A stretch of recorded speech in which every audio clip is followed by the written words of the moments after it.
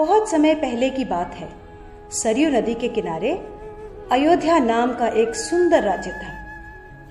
अयोध्या के राजा थे राजा दशरथ। उनकी 3 रानियां और 4 पुत्र थे, राम, लक्ष्मण, भरत और शत्रुघ्न।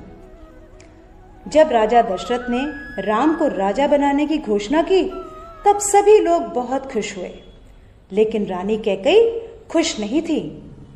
महाराज, क्या आपको याद है आपने मुझे 2 वचन दिए थे?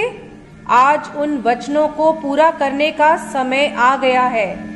मेरा पुत्र भरत राजा बने और राम 14 वर्ष के वनवास को जाए। राजा दशरथ की आज्ञा पाकर राम और लक्ष्मण सीता के साथ 14 वर्ष के वनवास के लिए चले गए। पंचवटी में सीता माता ने एक सुनहरे रंग के मृग को देखा।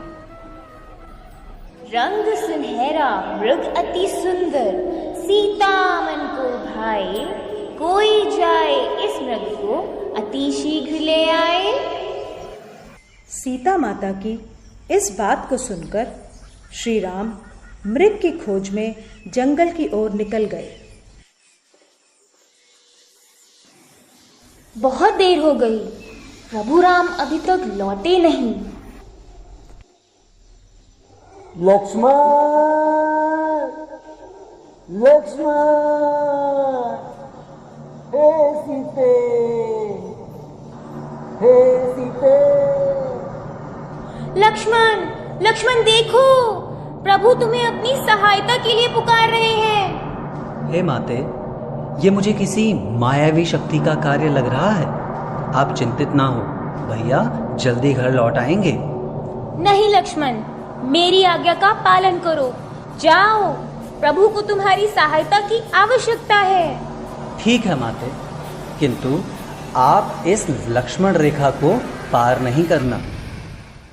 रावण को ज्ञान था कि वो लक्ष्मण रेखा को पार नहीं कर पाएगा, इसलिए उसने साधु बनने का ढोंग रचा और सीता माता को उठाकर ले गया। भिक्षाम देहि, भिक्षाम देहि। हे मुनिवर, भिक्षा स्वीकार कीजिए। हे देवी, एक साधु का इतना अनादर, घर के द्वार से ही भिक्षा देकर भेजना चाहती हो? जाओ, नहीं चाहिए तुम्हारी भिक्षा। नहीं नहीं मुनिवर, रुकिए, मैं आती हूँ।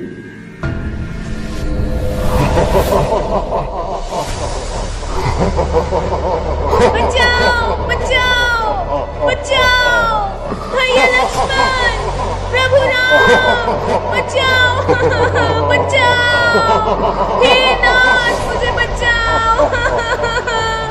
यह धर्मी पापी रावण मुझे उठाकर ले जा रहा है, बचाओ। राम और लक्ष्मण सीता माता को कुटिया में ना पाकर बहुत चिंतित हुए और उनकी खोज में निकल गए।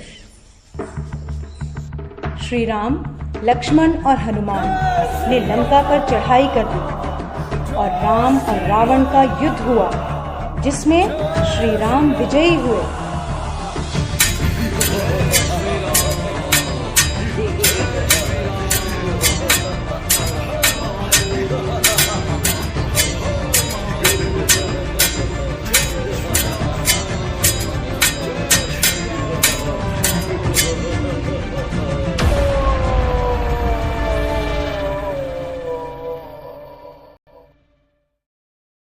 इसलिए इस दिन को विजयदशमी कहा जाता है।